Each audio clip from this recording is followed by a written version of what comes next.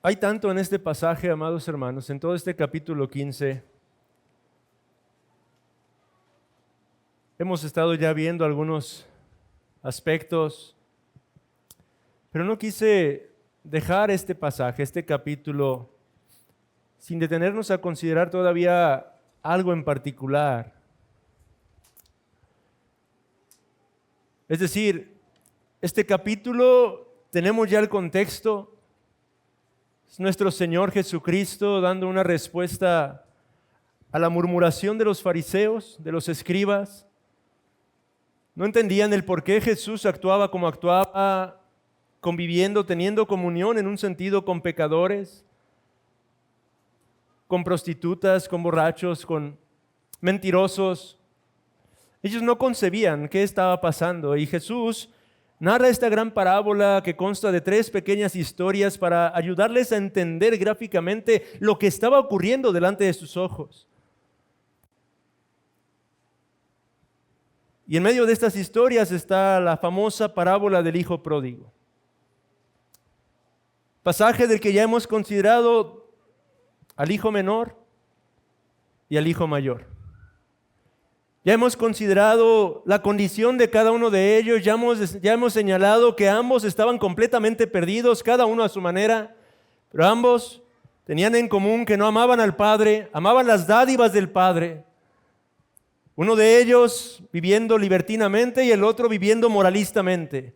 Pero ambos necesitaban la misma salvación, la misma clase de gracia, la misma obra en sus propios corazones. Pero hoy yo quiero enfocarnos en el Padre particularmente. Aunque el Padre ya ha destacado a través de las 2 historias, hoy quiero enfocarnos en el carácter del Padre que nos es revelado a través de este precioso texto. Porque al considerar al Padre estamos considerando a nuestro Creador. Al considerar a este personaje estamos considerando al Dios vivo y verdadero. Al Dios que usted y yo tenemos que predicar con fidelidad.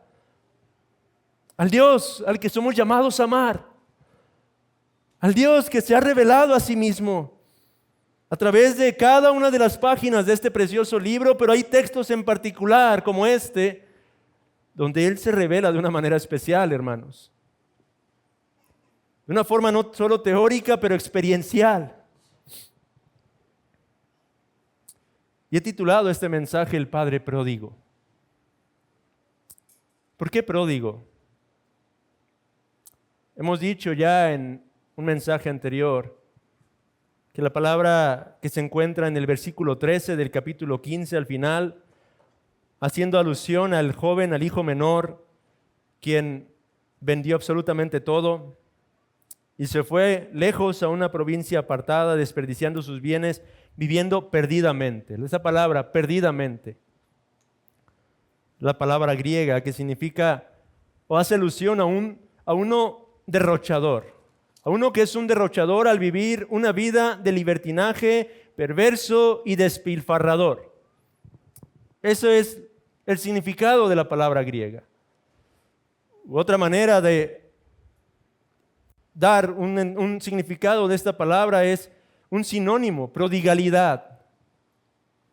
Por eso se conoce este texto como la parábola del hijo pródigo, porque esa es la palabra que se puede traducir también como prodigalidad. ¿Y qué significa prodigalidad? En nuestro diccionario en español significa derroche, despilfarro, desperdicio. Ese es el significado de la palabra pródigo o prodigalidad. Pero ese es uno de 2 significados de esta palabra en particular. Porque si usted acude a un diccionario, verá que ese es el primer significado que se ofrece para esta palabra, pródigo. Pero hay otro sentido del que se habla de esta palabra.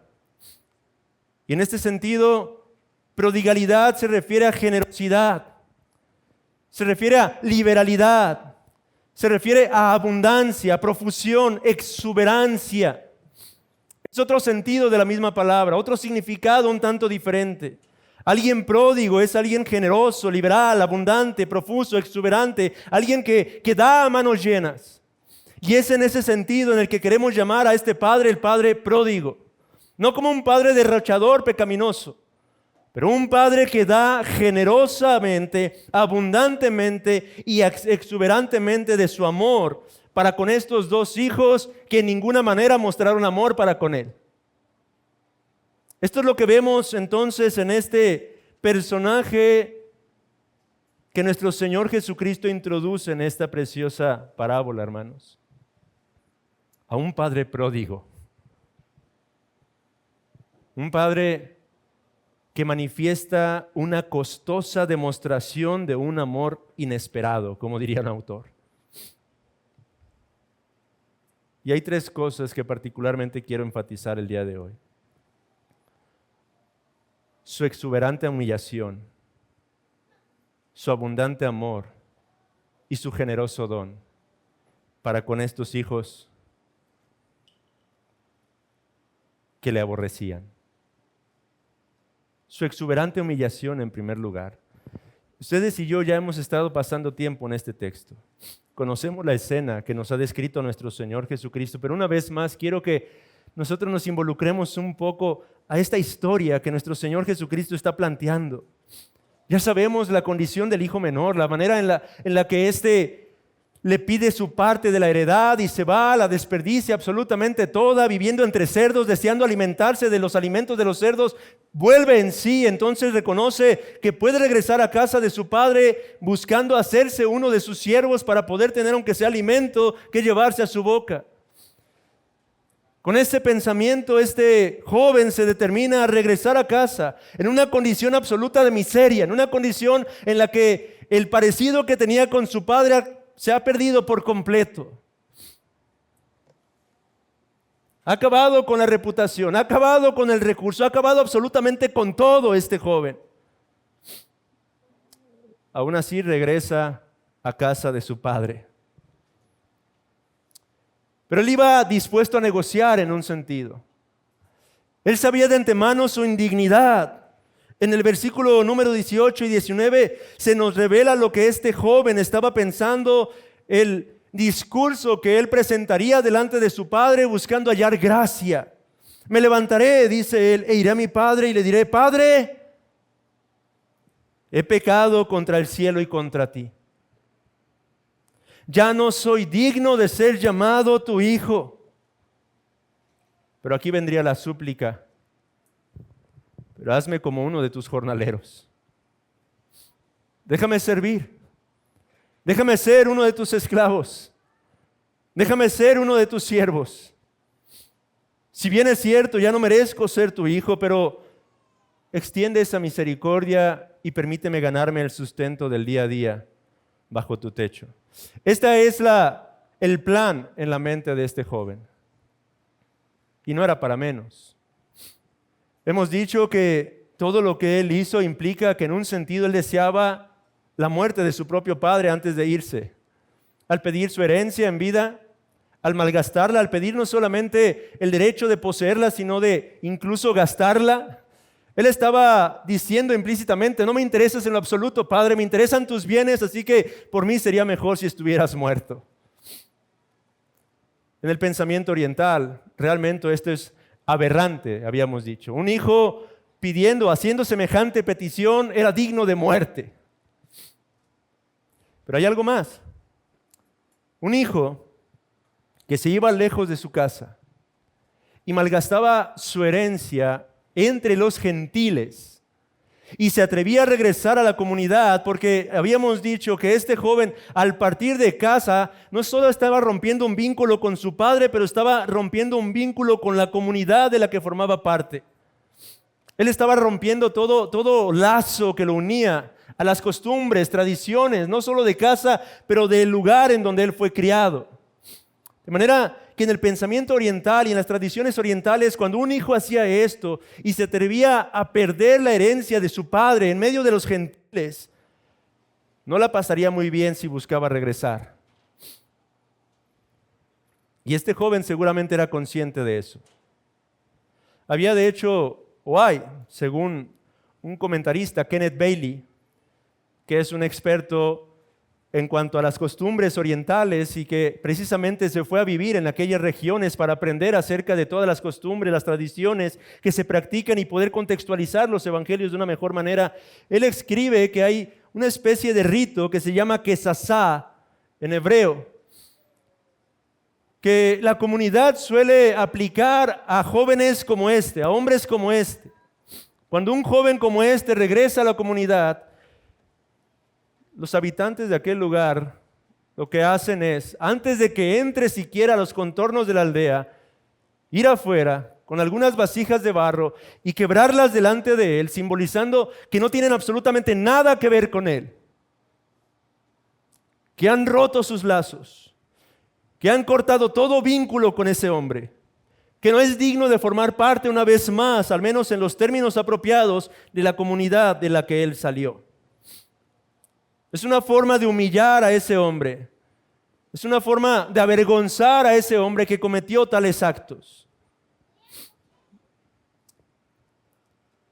De manera que con todo este contexto, es impresionante la reacción del padre.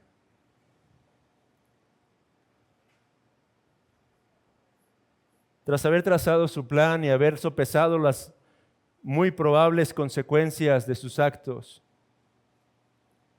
acude este joven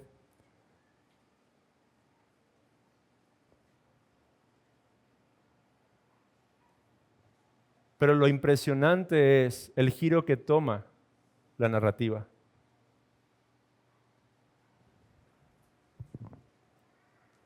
Porque se nos dice que el padre vio a este joven cuando aún estaba lejos. Él pudo reconocer a su hijo a pesar de lo que ya hemos mencionado, que seguramente venía en peores condiciones que un esclavo. Sucio, maloliente, no lo sé. Sin calzado, la túnica que lo hacía parecerse a su padre ya no estaba más, había perdido absolutamente todo. Pero el padre lo reconoce a la distancia. Y aún estando lejos, se nos dice este primer detalle en particular que quiero destacar. O bueno, no es el primero, pero ese detalle en particular. Se nos dice que el padre corre al encuentro de su hijo. Y la palabra griega para corrió no hace alusión a simplemente caminó un poco más rápido, más aprisa. La palabra griega es el término técnico usado para las carreras en el estadio. No es que se arrastró lentamente ni caminó rápidamente, sino que salió a la carrera en busca de su propio hijo, para encontrarse con su hijo. Él deseaba estar con su hijo, pero más que estar con su hijo y abrazar a su hijo, este contexto que les acabo de proporcionar nos hace entender algo un poco diferente. ¿Por qué? Porque el padre al correr, lo que estaba haciendo en un sentido era humillarse a sí mismo. En las costumbres orientales también era muy mal visto que un hombre de edad, un anciano, un hombre pudiente como lo era este personaje, corriera siquiera. Estos hombres deberían de conducirse con dignidad, con porte, a la luz de su propio rol en la comunidad, en la sociedad. Pero este padre anciano, sin importarle la humillación que esto implicaría en ese contexto, sale a la carrera al encuentro de su hijo. Y no solo eso, recordemos el contexto oriental también, que ellos vestían con túnicas, por lo tanto tendría que ceñirse las ropas. Y algo más vergonzoso era todavía que un hombre como él mostrase sus piernas. Pero de pronto ve a lo lejos a su hijo, se ciñe y comienza a correr. Pero lo más impresionante, amados hermanos, es cuando consideramos que lo que este hombre en realidad con toda probabilidad estaba haciendo a la luz de la historia de nuestro Señor Jesucristo, y el contexto es que Él quería tomar sobre sí mismo la humillación para evitar la humillación de su hijo. Si la comunidad recibía a ese joven, sería completamente humillado. Pero si Él acudía primero, evitaría la humillación para su hijo y él tomaría sobre sí mismo la humillación. ¿Qué espectáculo sería ya de antemano ver a un hombre, a un joven que ha desperdiciado su herencia regresando a casa en la condición en la que estaba? Pero qué mayor espectáculo ver a un anciano respetable, pudiente en la comunidad, ciñendo sus ropas, mostrando sus piernas y corriendo al encuentro de su propio hijo. La comunidad entonces volvería su mirada del hijo hacia el padre. Como dice un comentarista, entiendan que cuando el padre corrió a encontrarse con su hijo, se estaba exponiendo deliberadamente a la humillación pública. En lugar de mirar al hijo perdido y ver el desastre en que éste se había convertido, la gente miraría en cambio el espectáculo extraordinario de un distinguido caballero terrateniente que se levanta la túnica y corre por la calle con las piernas desnudas. Por eso es que este primer punto, amados hermanos, lo he llamado su exuberante humillación. Un padre que prefiere recibir en sí mismo la humillación antes que su hijo sea humillado. Y consideremos una vez más, desde nuestra perspectiva, un joven como este merecería ser un poco humillado, ¿cierto? Me pongo a reflexionar en el corazón de cada uno de nosotros como padres de familia y considerando la actitud y el comportamiento de un joven como este, tal vez diríamos, esa será parte de su consecuencia, que sea humillado por la comunidad. Pero este padre quiso tomar sobre sí mismo la humillación que le competía y le correspondía a su hijo, hermanos. Y aquí me hizo mientras meditaba en esto traer a mi mente una aplicación, hermanos. Sobre todo padres de familia. ¿Cómo tratamos a nuestros hijos cuando a menudo se desvían del camino? ¿Cómo tratamos de hacerles ver su maldad? ¿Cómo a menudo podemos conducirnos con cierto desprecio y humillándolos? ¿Y cuál es la causa por la que a menudo tratamos de esta manera a nuestros hijos cuando estos pecan? Es cierto, están pecando y tienen que ser corregidos, pero amado hermano, ¿cuán a menudo tendemos a tratar de reprender y por medio de nuestra reprensión lo que hacemos en realidad es humillarlos? ¿Y cuán a menudo lo hacemos simplemente porque hay ídolos en nuestro corazón que están siendo estorbados, que están siendo movidos en un sentido, y eso es lo que nos lleva a reaccionar de manera exasperada, de manera pecaminosa? ¿Cuán a menudo como padres de familia nuestros hijos son capaces de mover el ídolo de la comodidad, por ejemplo? Hay un libro que estuvimos leyendo varios padres de familia aquí que aborda la crianza de los jóvenes. Y este autor habla acerca de 5 ídolos en particular. El ídolo de la comodidad. Cuán a menudo, debido a que estás interrumpiendo mi paz, mi respuesta es una de ira y entonces te humillo por medio de mis palabras.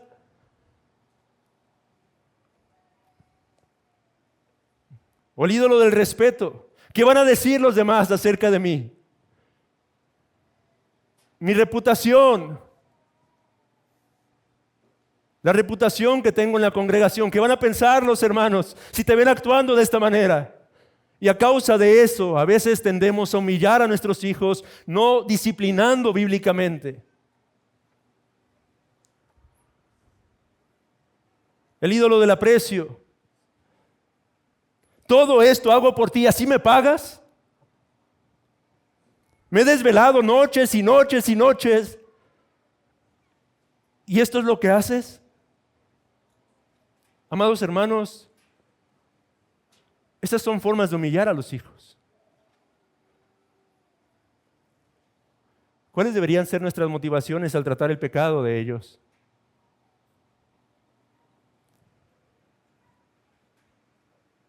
¿Mi yo? ¿O su necesidad de la gracia de Dios?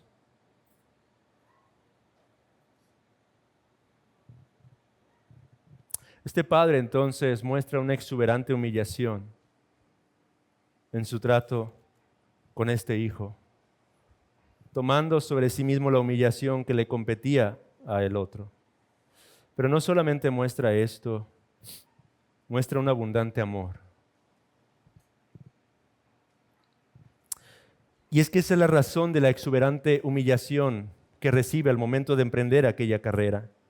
Versículo 20, una vez más, observe lo que dice: y levantándose, vino a su padre, y cuando aún estaba lejos, lo vio su padre. Y dice el texto, fue movido ¿a qué? Misericordia. La raíz de esta palabra griega significa literalmente entrañas. Entrañas. En el pensamiento oriental, es en el estómago donde se asientan nuestras emociones. Ellos lo manifestaban y lo expresaban así. Y es que ciertamente cuando usted está estresado, enojado, triste, feliz, muchas de las veces es en el centro del estómago donde se siente el impacto de esas emociones. Por eso los orientales señalaban entrañas como ese aspecto para referirse a un amor desbordante. Para ellos, el abdomen era el centro de las más tiernas emociones, tales como la bondad y la compasión. Este padre de familia entonces muestra compasión por el dolor y el sufrimiento que a todas luces había estado experimentando su hijo amado.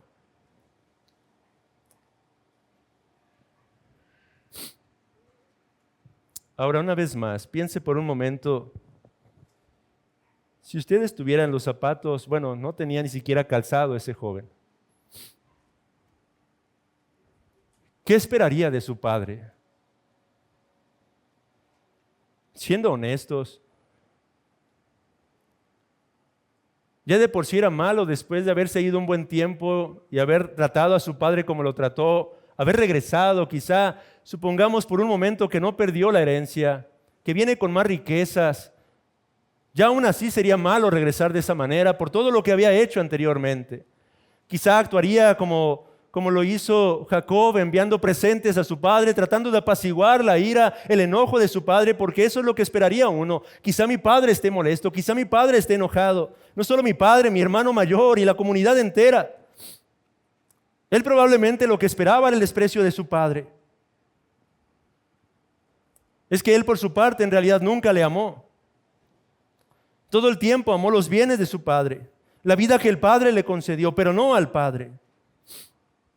Y de la misma manera, él seguramente pensaba que su padre lo trataría. Nosotros estamos tan acostumbrados al ojo por ojo, diente por diente. Si yo hice tal, seguramente me van a pagar exactamente igual. Esa es la respuesta automática en nuestra conciencia, en nuestro corazón. Cuando alguien nos daña, queremos dañarlo igualmente. Y si hemos dañado, esperamos que eso es lo que recibiremos a cambio. Pero en esta historia el Padre no lo hace, hermanos. Él concede amor a su Hijo a cambio de todo el menosprecio que éste le había mostrado. Y es que, movido por esa misericordia, por esas entrañas, corre y al llegar a su encuentro, el texto nos dice que se echó sobre su cuello y le besó. Y otra vez, esa palabra en el griego, besó, no solamente significa le dio un beso, pero significa besar profusa y repetidamente a alguien. El padre simplemente recibió a besos a su hijo. Un fuerte abrazo y beso tras beso a su hijo. Ahora, hay algo importante en cuanto a esto, hermanos.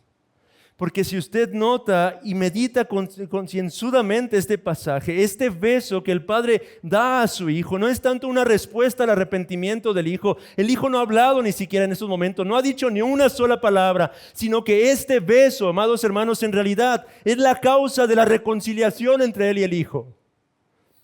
Y hay una gran diferencia en esto. Esta costosa manifestación del amor del Padre es lo que ocurre primero. El Padre ofrece su amor sin reproche y antes de que se pronuncien las palabras de arrepentimiento. Es este amor del Padre lo que quebranta toda rebeldía final en el corazón del Hijo. Anteriormente, en el sermón antepasado, dijimos, o al menos yo propuse, que cuando este Hijo llega y comienza a repetir las palabras en el versículo número 21, que ya había memorizado: Padre, he pecado contra el cielo y contra ti, y ya no soy digno de ser llamado tu hijo. Yo había comentado que es el padre quien lo interrumpe y no lo deja concluir. Que el hijo quizá iba a continuar con la otra parte de su discurso. Hazme como uno de tus jornaleros, pero el padre en su gracia, en su misericordia y en su amor interrumpe completamente a su hijo. Y es probable que eso ocurrió. Pero existe otra probabilidad, hermanos. Es probable que finalmente, tras esa manifestación del profuso amor del Padre, el Hijo finalmente entendió la gracia. El Hijo finalmente se abandonó a la gracia. Él todavía buscaba hacer las cosas con sus méritos. Él todavía buscaba ganarse el pan de cada día. Él todavía esperaba hacer algo para merecer algo. Pero ante esa manifestación profusa del amor del Padre, ante ese fuerte abrazo, ante esos besos que Él le confiere, el Hijo en esos momentos se rinde por completo. Es absolutamente desarmado. Ya no hay más autojusticia, ya no hay más orgullo. Se da cuenta que es amado de pura gracia. Se da cuenta que nada de lo que haga lo separará del amor de su Padre. Se da cuenta de que nada de lo que haga hará que su Padre le ame aún más. Es el amor del Padre quien vence finalmente toda resistencia de parte de el Hijo rebelde.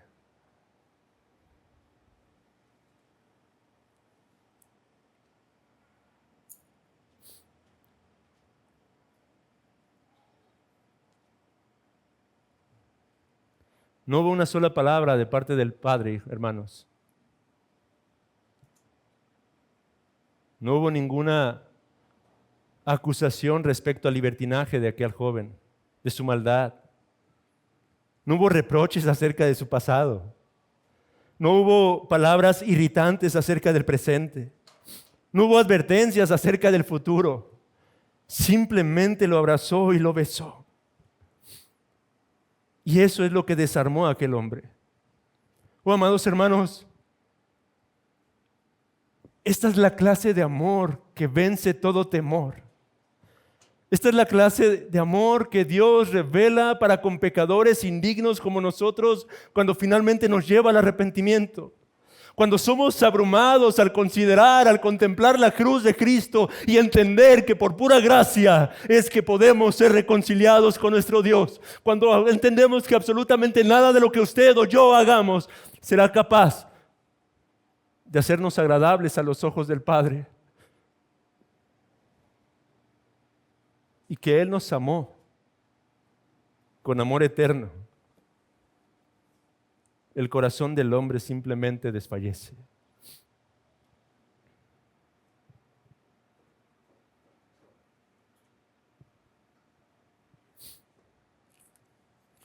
Este beso del Padre, hermanos, dice Spurgeon, que revela lo que significa la verdadera restauración del pecador.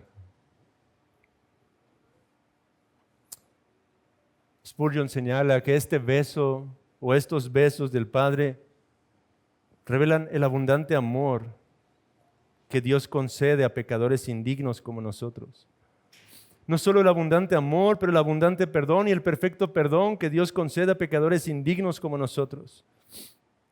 Estos besos revelan la plena restauración que el Señor concede a pecadores como nosotros. Este beso vuelve el gozo extraordinario a nuestros corazones al sabernos amados aun cuando somos pecadores e indignos. Este beso manifiesta un consuelo desbordante en el alma de aquellos que lo han experimentado. Este beso manifiesta una fuerte seguridad de la salvación que en Cristo Jesús nos ha sido concedida. Este beso manifiesta la íntima comunión con la que pecadores como nosotros podemos ahora relacionarnos con el Padre, hermanos. Pero hay una cosa más y es el generoso don de este Padre. No solo su exuberante humillación, su abundante amor, pero su generoso don. Un giro irónico toma aquí. Una vez más, es el Hijo quien ha ofendido al Padre. Es el Hijo quien debería devolver con obsequios, regalos, dádivas a su Padre para buscar encontrar gracia ante Él. En cambio, el Hijo regresa con las manos vacías. El hijo no tiene absolutamente nada sino su propia necesidad para ofrecer.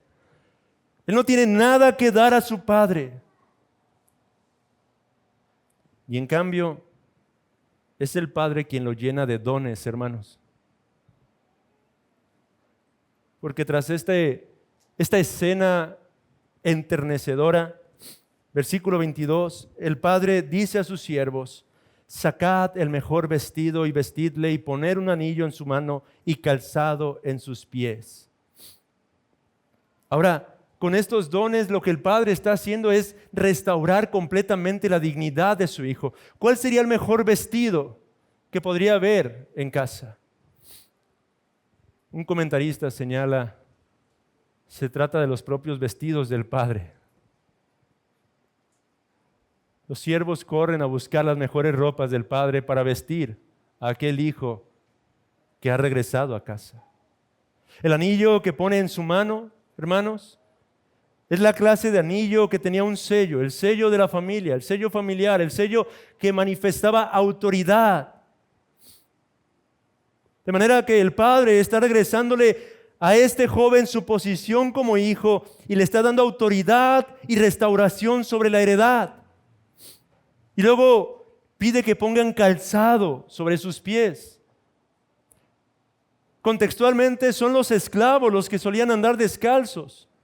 De manera que una vez más, al poner este calzado sobre sus pies, el padre está reafirmando en el corazón y en la conciencia de aquel hombre que él es su hijo.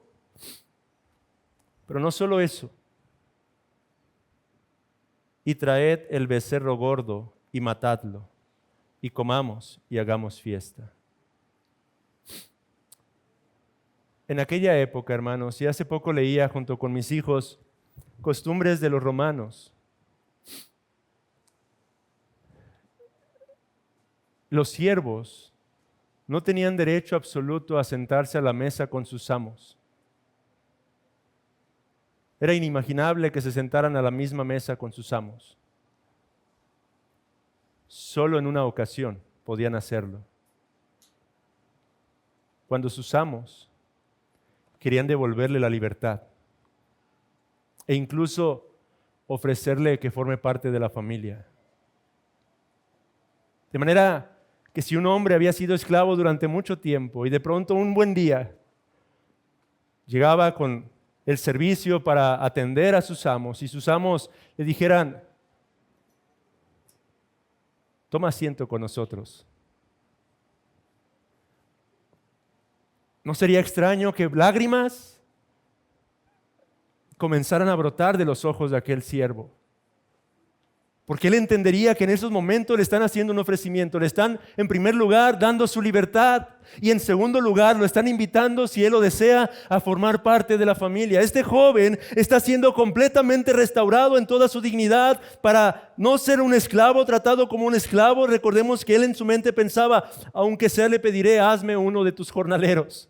Pero el padre le está restaurando a su relación de hijo, hermanos. Este es el abundante amor del Padre, el generoso don del Padre y la exuberante humillación del Padre, hermanos. ¿Qué retrato es este acerca de nuestro Creador, hermanos? ¿Qué retrato nos ofrece esta historia acerca del amor de Dios? La Biblia no solamente nos dice que Dios ama, que Él es amor. Pero ¿cómo usted y yo podemos comprender el amor de Dios? ¿Cómo usted y yo podemos entender este gran misterio? ¿Cómo entender el amor del Todopoderoso? Lo cierto es que somos incapaces de comprender plenamente el amor del Dios vivo y verdadero, pero pasajes como este nos ayudan a considerar, a contemplar de cierta forma qué clase de amor es el amor de Dios.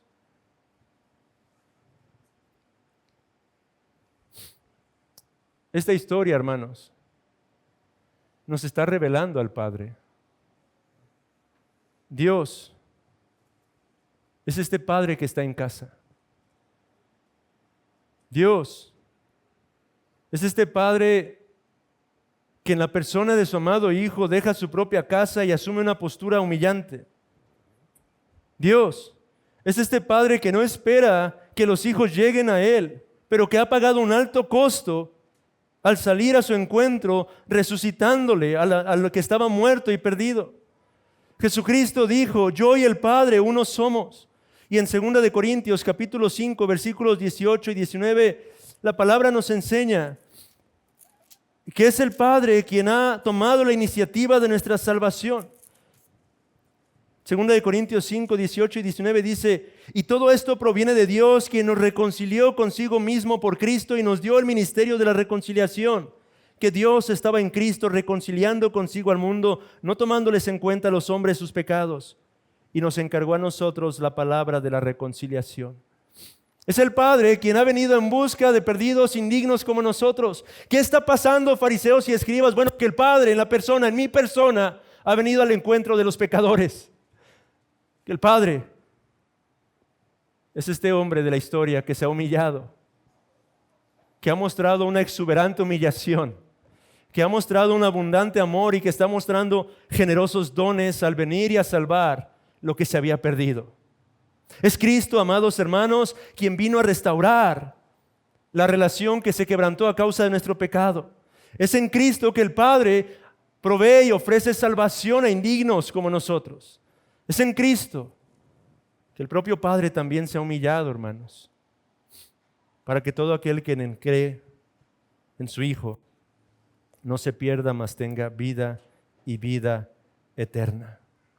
Es el Padre quien ha obrado, que ha hecho todo esto sin abandonar su propia justicia, porque Jesús se sacrificó por nosotros y por medio de Él somos recibidos sin reproche en amor al hogar paterno. Es a través de Cristo, amigo, que tú puedes ser reconciliado y considerar, contemplar, recibir, experimentar el amor que este Padre mostró para con este Hijo pródigo. No solo para con el Hijo menor, pero aún para con el Hijo mayor, como vimos ya anteriormente. Es a través de esta historia, amados hermanos, que nosotros podemos considerar lo que Dios en Cristo ha hecho en favor de cada uno de nosotros. Al igual que el Hijo pródigo, usted y yo hemos sido vestidos con los vestidos de justicia de nuestro Salvador Jesucristo, hermanos. Al igual que este Hijo, nosotros hemos recibido un sello, pero es el sello del Espíritu Santo en nuestras propias almas. Al igual que este Hijo pródigo, se nos ha dado el calzado, pero el calzado del Evangelio, en el que podemos tener certeza, seguridad, confianza. Y al igual que este Hijo pródigo, usted y yo, ahora tenemos acceso al gran banquete. Día tras día podemos presentarnos ante el trono de la gracia del Señor. Día tras día o semana tras semana en el sacramento de la cena podemos acercarnos a la mesa del Señor y participar del gozo que el Padre experimenta por un pecador que se arrepiente. Aún más, nosotros podemos ver al Padre a través de esta historia, considerando que un buen día realmente tomaremos parte en este gran banquete, pero el banquete escatológico. En aquel día en el que finalmente podremos estar en la presencia del Señor, no temporalmente, sino por el resto de los siglos, hermanos. El Padre entonces se revela a través de este pasaje, hermanos. El carácter de Dios se nos muestra a través de este precioso texto. Pero déjeme llevar esto a una última aplicación que cargaba mi corazón. Un comentarista acerca de esta parábola señaló algo muy interesante. Y es algo así. En esta parábola, la conocida como parábola del Hijo pródigo, estoy seguro que al menos los que estamos en Cristo podemos identificarnos con el Hijo menor. Podemos identificar que en algún momento vivimos y anduvimos como el Hijo menor. Quizá no pecando tan deliberadamente en algunos casos, pero todos y cada uno de nosotros, una vez que hemos sido convencidos de pecado, reconocemos que no hay absolutamente nada digno en nosotros, que nuestras mejores obras vienen a ser trapos de inmundicia delante de un Dios que es santo, santo, santo. Pero en segundo lugar, también podemos identificarnos con el hijo mayor. No solo antes de venir a Cristo, quizá muchos vivimos en nuestro moralismo, que pretendiendo y creyendo ser buenas personas delante de Dios, ocultando realmente lo que había en nuestros corazones a los ojos de los hombres. Pero aún podemos identificarnos con el hijo mayor estando ya en Cristo, en nuestras actitudes, en nuestra forma de conducirnos muchas de las veces farisaica, arrogante, egocéntrica, orgullosa, menospreciando a aquellos que están en necesidad. Usted y yo podemos identificarnos también, si somos honestos, con este joven. De manera que si queremos verlo como una especie de progresión, usted y yo en algún momento fuimos el hijo pródigo y en algún momento llegamos a ser como el hijo mayor. Pero el propósito de esta parábola es que usted y yo lleguemos a ser como el Padre. Es sencillo reconocer, yo soy ese hijo pródigo. Es sencillo señalar, yo actúo como ese hijo mayor. Oh, pero amado hermano, cambiemos esto en un sentido positivo.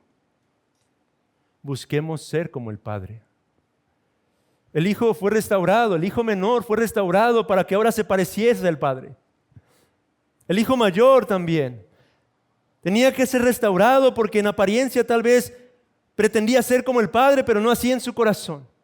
La restauración de cada uno de estos hijos no es completa hasta que cada uno de ellos sean como su Padre. Y ese es el llamado para cada uno de nosotros a través de este pasaje, hermanos. Que usted y yo, lejos de seguir reconociéndonos como el hijo pródigo o el hijo mayor, busquemos llegar a ser como el Padre. Busquemos llegar a reflejar el carácter de este Padre. Ahora, no es que estoy inventando yo esto. Nuestro Señor ya había dicho que lo hiciéramos. Regrese un poco en Lucas y vaya al capítulo 6.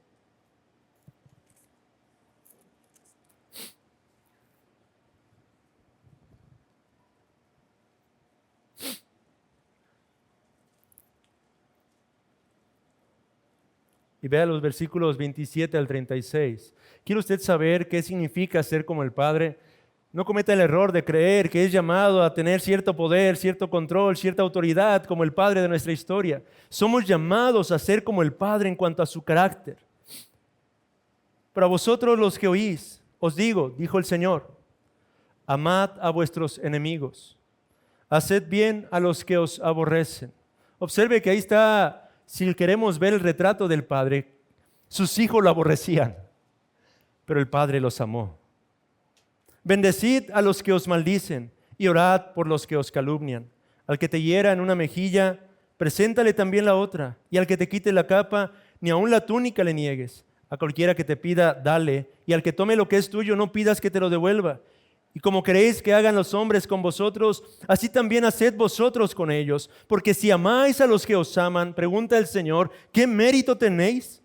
Porque también los pecadores aman a los que los aman. Y si hacéis bien a los que os hacen bien, ¿qué mérito tenéis? Porque también los pecadores hacen lo mismo. Y si prestáis a aquellos de quienes esperáis recibir, ¿qué mérito tenéis? Porque también los pecadores prestan a los pecadores para recibir otro tanto. Amad pues, dice el Señor, a vuestros enemigos y haced bien. Y prestad, no esperando de ello nada. Y será vuestro galardón grande. Y seréis, ¿qué? Hijos del Altísimo. Porque Él es benigno para con los ingratos y malos. Sed, pues, misericordiosos, como también vuestro Padre es misericordioso, hermanos. No añadí la idea del texto. Ya estaba eso atrás. Ese es tu llamado, iglesia. Ese es tu llamado, amado hermano, amada hermana. Somos llamados a ser como el Padre.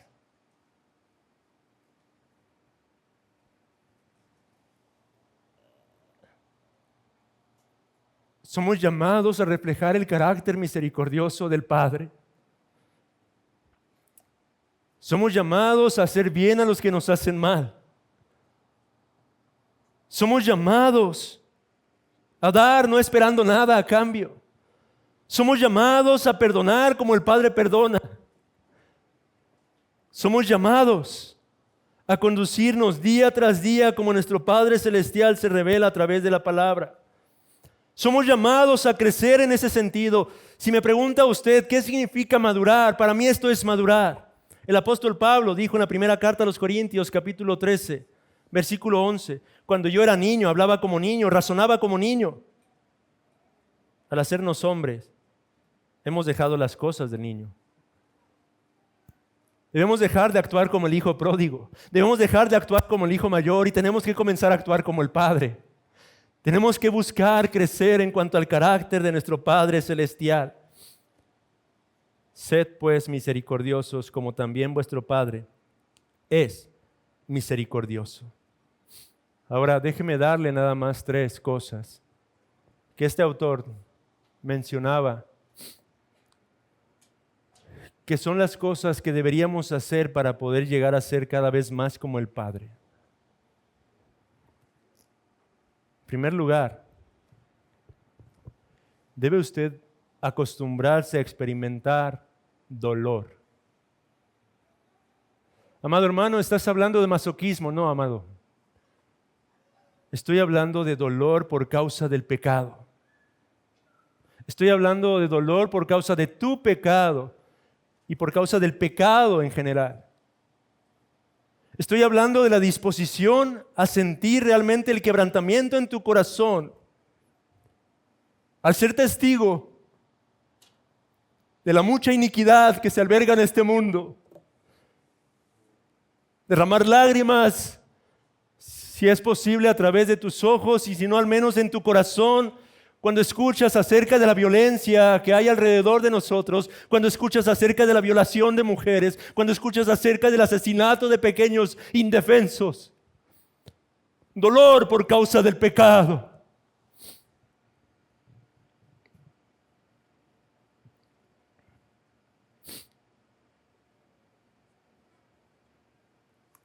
Bienaventurados los que ahora tenéis hambre, porque seréis saciados. Bienaventurados los que ahora lloráis, porque reiréis, dice el Señor.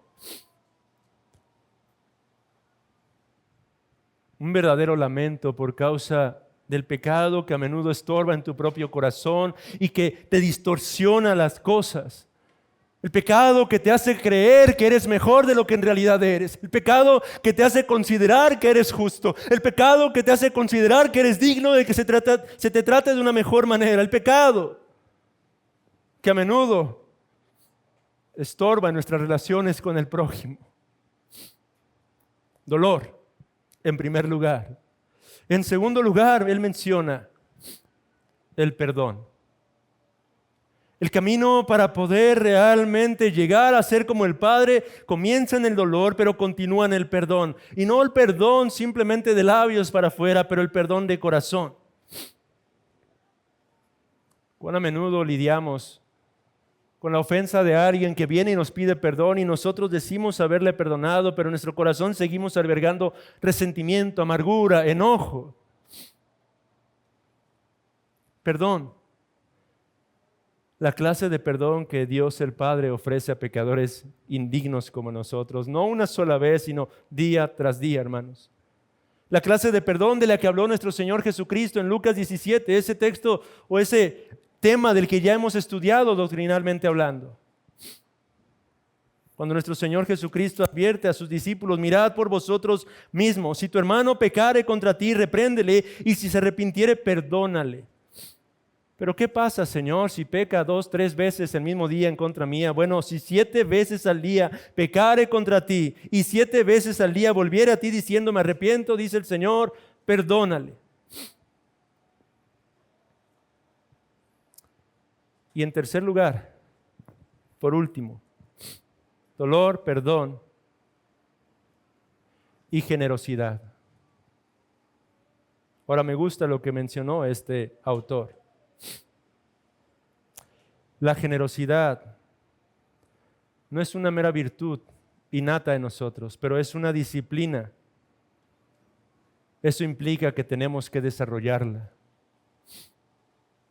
La generosidad que se nos revela a través del ejemplo de este Padre. ¿Qué clase de generosidad? Esa clase de generosidad en la que uno está dispuesto a vaciarse de sí mismo y entregarlo absolutamente todo, como lo hizo el padre de nuestra historia. A él no le importaba en lo absoluto él.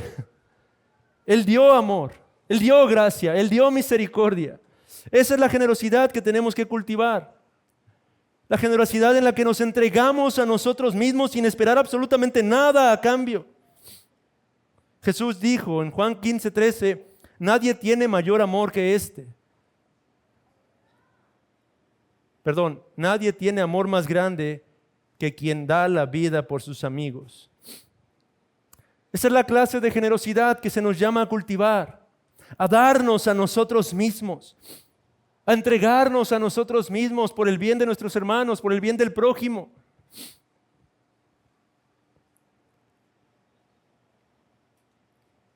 Este es pues nuestro llamado, amados hermanos. Nuestro llamado es a dejar de comportarnos como el hijo pródigo, el hijo mayor, y a crecer en nuestra semejanza al Padre. Y el camino es entonces el dolor por el pecado, la disposición a perdonar de corazón y la disposición a desarrollar una generosidad tal como la de este Padre, hermanos. Porque en esto toda la gloria, honra y alabanza son para el Señor, hermanos. Dios quiere hablar a nuestros corazones por medio de su Espíritu Santo. Oremos.